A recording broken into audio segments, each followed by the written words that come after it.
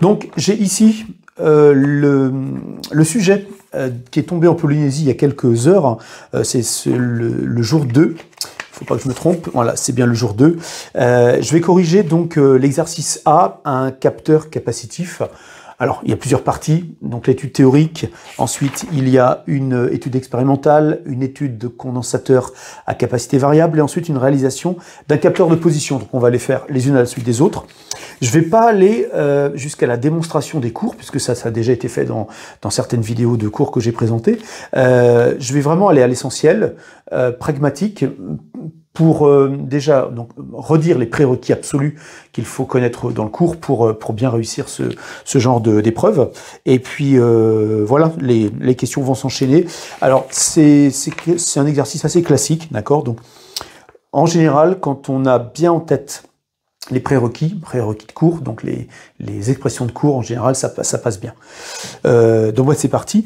Alors, je vais pas le relire, hein, comme je disais tout à l'heure, il est tombé il y a quelques heures, vous l'avez en ligne sur Internet, voilà, on peut le trouver dans différents endroits, parce que ça prendrait trop de temps de relire. En fait, nous avons simplement, donc, sur une maille, sur une boucle, un générateur de tension idéal, un dipôle ohmique, donc une résistance, et un condensateur. Alors, petite précision, on peut remarquer que le condensateur, l'interrupteur est ouvert, mais malgré ça, il y a des petites flèches qui indiquent les tensions.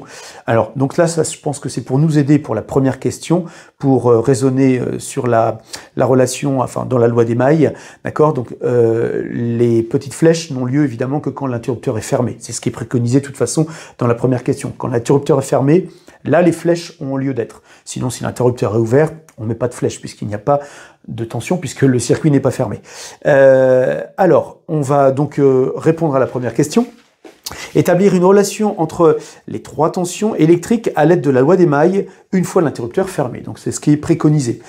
Alors, vous allez voir, sur votre papier, là, le schéma est fait d'une certaine façon, mais pédagogiquement, je le présente, moi, d'une autre façon pour avoir une vision un petit peu plus pragmatique et où on peut moins se tromper, entre guillemets. Puisque, voilà, là, les deux flèches ne sont pas...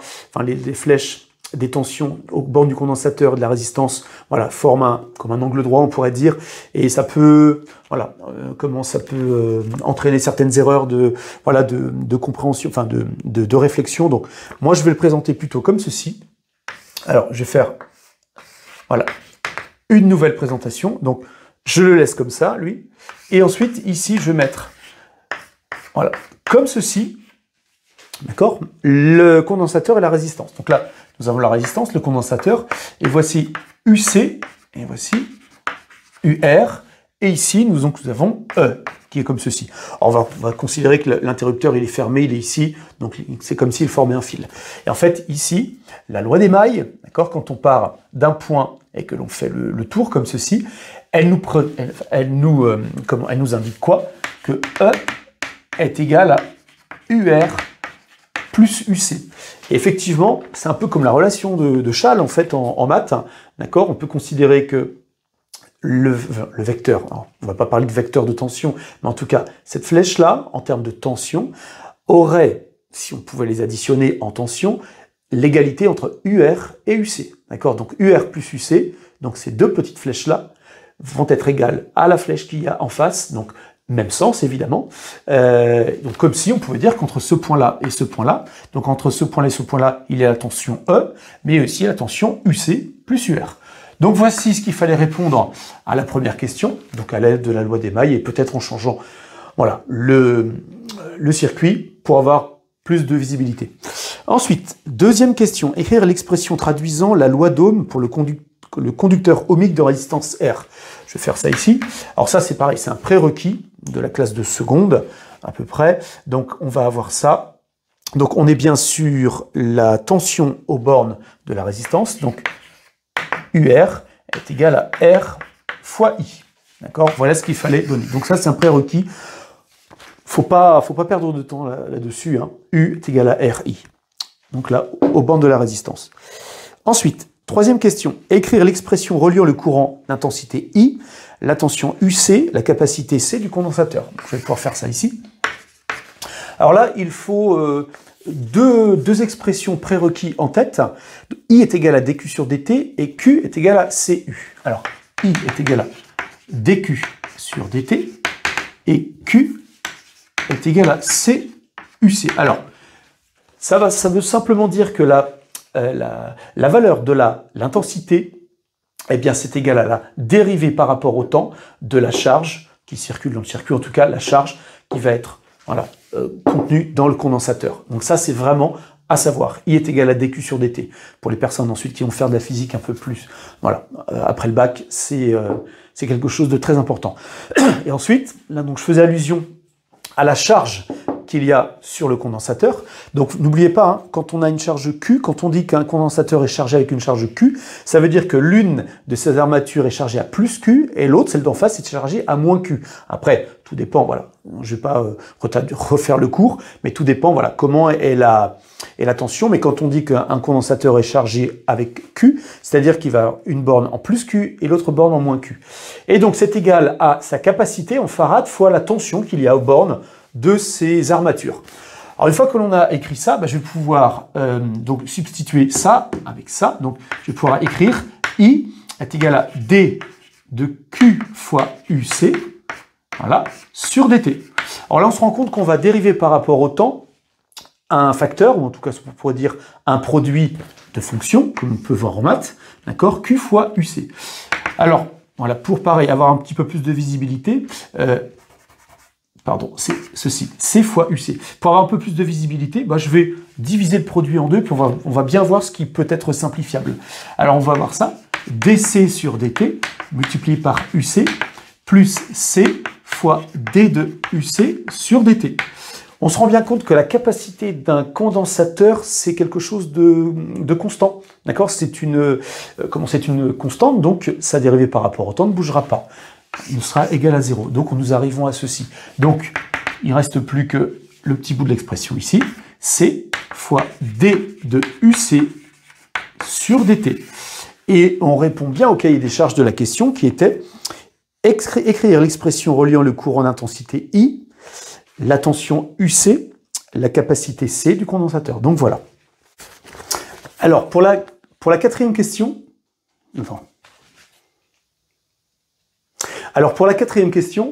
on va nous demander d'en déduire l'équation différentielle, donc qui relie, qui régit l'évolution de la tension UC aux bornes du condensateur. Donc voilà, elle est au bas de la page, D de UC sur dt plus UC sur RC est égal à E sur RC. Alors on va se servir de la loi d'Émail, donc qui nous a amené à cette expression E est égal à UR plus UC. Alors je vais la réécrire ici, E est égal à UR plus UC comme ceci. Alors on va substituer les choses que l'on a découvert au fil des questions. Par exemple, UR. On sait que UR c'est R fois I et que I c'est C fois DUC sur dt. Donc je vais faire plusieurs substitutions et je vais arriver à ceci. Donc on va arriver à RC D de UC sur dt comme ceci et le UC reste là. Alors, il est préconisé, quand on écrit une équation différentielle, en maths, vous avez sans doute dû le voir, alors, c'est bien U ici, de mettre donc la dérivée de la fonction en premier, d'accord, pour commencer par elle dans l'expression, et ensuite passer à la dérivée, à la fonction. Donc c'est ce qu'on va voir, c'est ce qu'on va faire ici. On va faire RC D de UC sur dt plus UC est égal à E, comme ceci.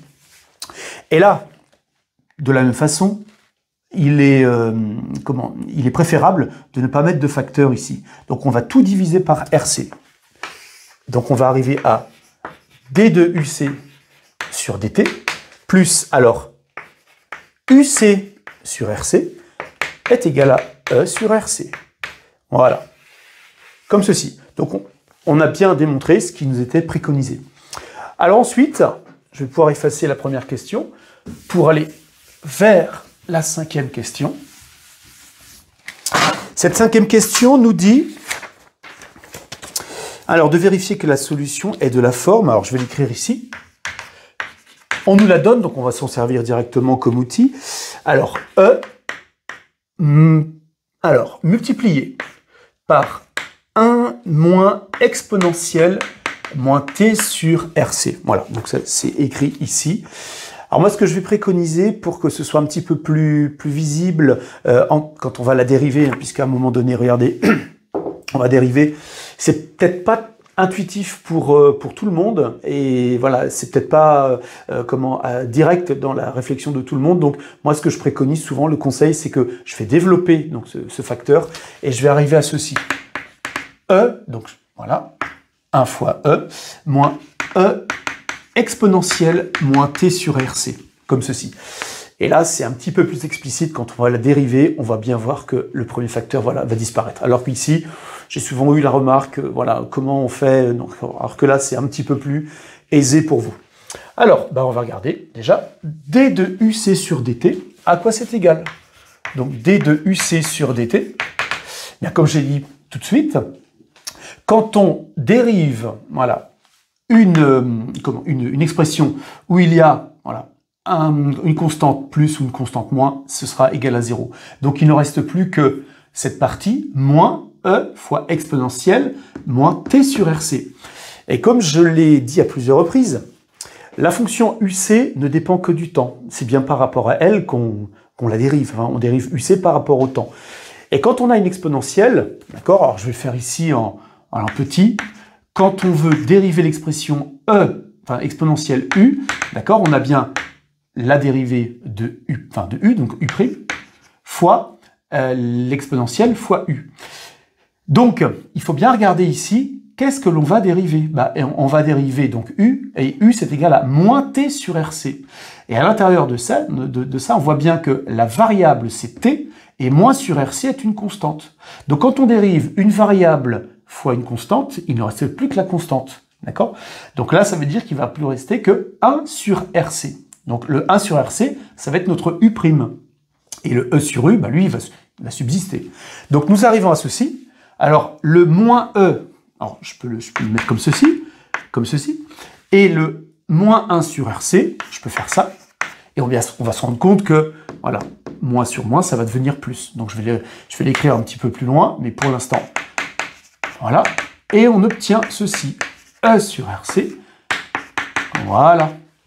Donc ça, c'est la dérivée de par rapport au temps, de la solution qui nous est proposée. Ensuite, UC sur RC, eh bien ça fait ceci.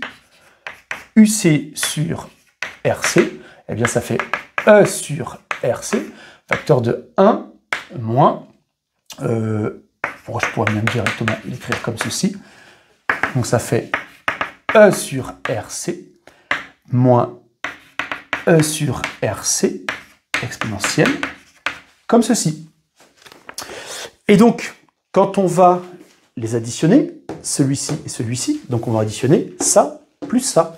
Donc on y va. Donc ça va faire E sur RC moins E sur RC exponentielle moins T sur RC. Et ici, on rajoute celui-ci, plus E sur RC exponentielle moins T sur RC.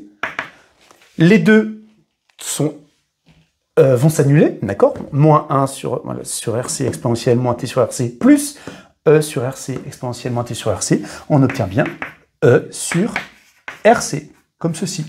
Donc, le petit bout là qui reste de l'autre côté du signe égal. Et donc on a bien démontré, c'est ce qui nous était, vérifié, que la solution est de la forme celle-ci, d'accord? Donc ça fonctionne bien, puisque quand on l'injecte dans l'équation différentielle, on retrouve bien le dernier membre. Donc voici pour la partie de l'étude théorique. Dans l'étude expérimentale, cette fois-ci, donc là c'est la partie qui suit, donc j'ai essayé de retracer de façon succincte ce que vous avez avec une meilleure qualité sur les papiers officiels. Donc en bleu, nous avons donc la tension, d'accord, la tension aux bornes du condensateur en fonction du temps. Donc ns, nanosecondes, ce sont des temps assez petits. Donc j'ai pas donné toutes les graduations, mais on va pouvoir les tracer tout à l'heure de façon plus officielle, je dirais, quand voilà, j'aurai fait mon exploitation. Alors, ce qu'il est préconisé de faire, c'est de déterminer, donc je suis à la question numéro 6, déterminer graphiquement la valeur du temps caractéristique taux. Alors, c'est pareil, je ne vais pas rentrer dans les détails du cours, hein, on n'est pas là pour ça, mais c'est juste pour rappeler la façon de faire. Alors, avec une règle, d'accord, on regarde la tangente à l'origine, voilà, vis-à-vis de la droite, comme ceci. Donc, voilà ce qu'on peut faire, comme ceci. Voilà. Alors, en général, c'est assez explicite. Voilà, il n'y a pas trop de difficultés. C'est des courbes qui sont assez planes, assez rectilignes au départ, puis ensuite elles s'incurvent. Donc là, c'est assez, voilà, à quelques erreurs près. En général, c'est assez facile à faire. Donc ensuite, nous tombons sur un point qui est ici. Alors je le rappelle, je l'ai mis en pointillé ici, c'est l'asymptote vers laquelle va tendre la tension quand le temps devient très grand, pour des temps très grands. D'accord? Donc c'est une asymptote c'est une tension, voilà, qui va, la tension aux bornes du condensateur, qui va tendre vers cette tension-là pour des temps très grands. Donc là, nous trouvons aux alentours de 5 volts.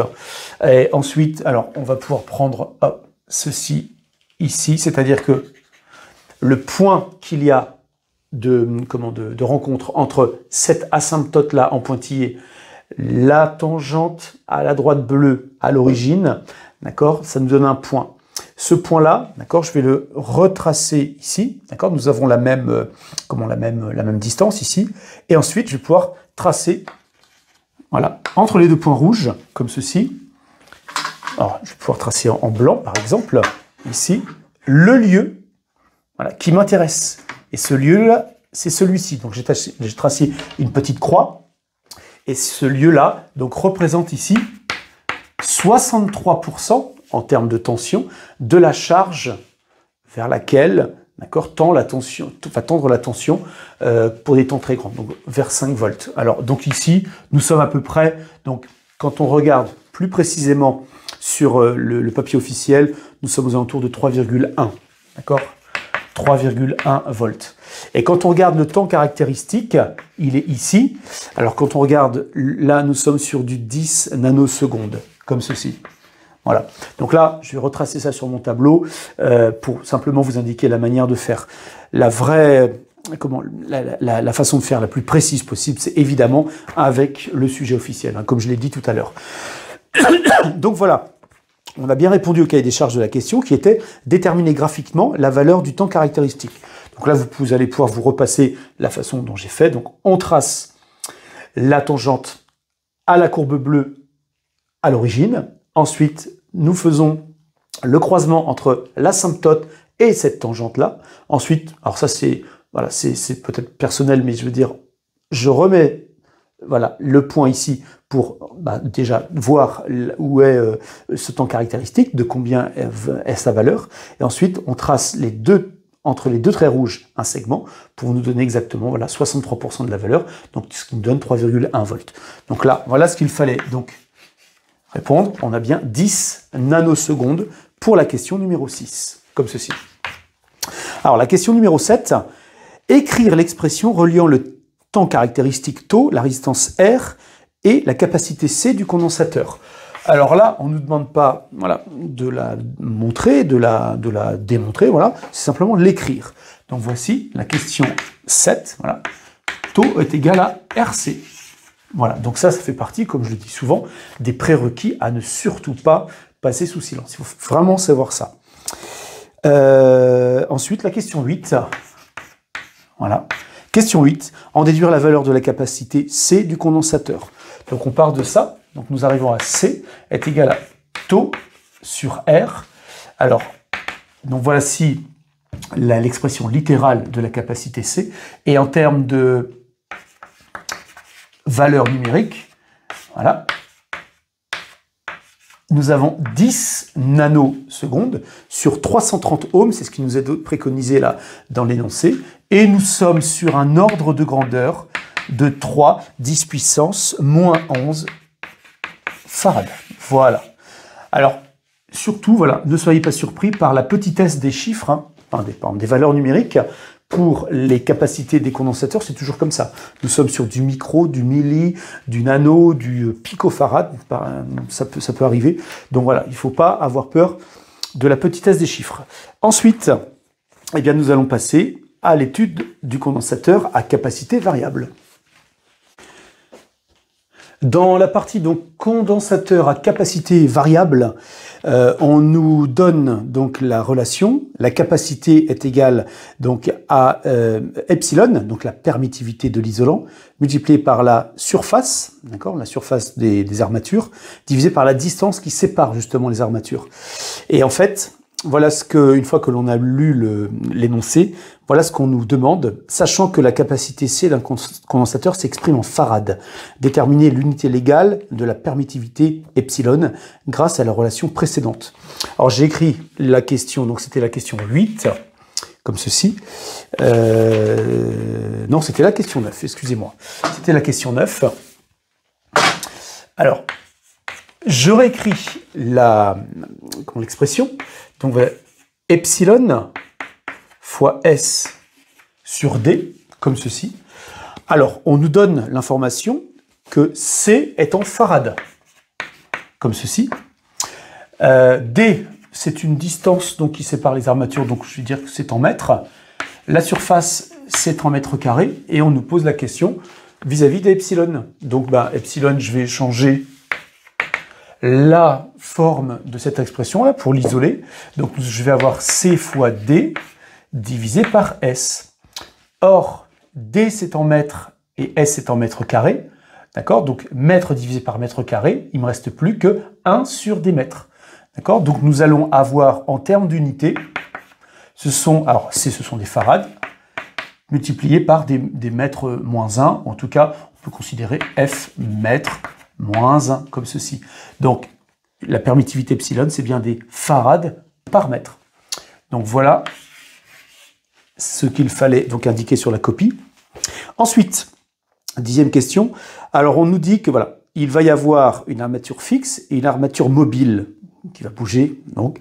Et donc, la 10e question, on rapproche l'armature mobile de l'armature fixe d'écrire l'évolution de la capacité C du condensateur. Alors, en fait, ici, on va avoir une capacité qui va être qui va varier aux dépens de la valeur de D, c'est-à-dire de la valeur de la distance qui sépare l'armature mobile et l'armature fixe. D'accord? Donc là, nous avons quelque chose d'inversement proportionnel.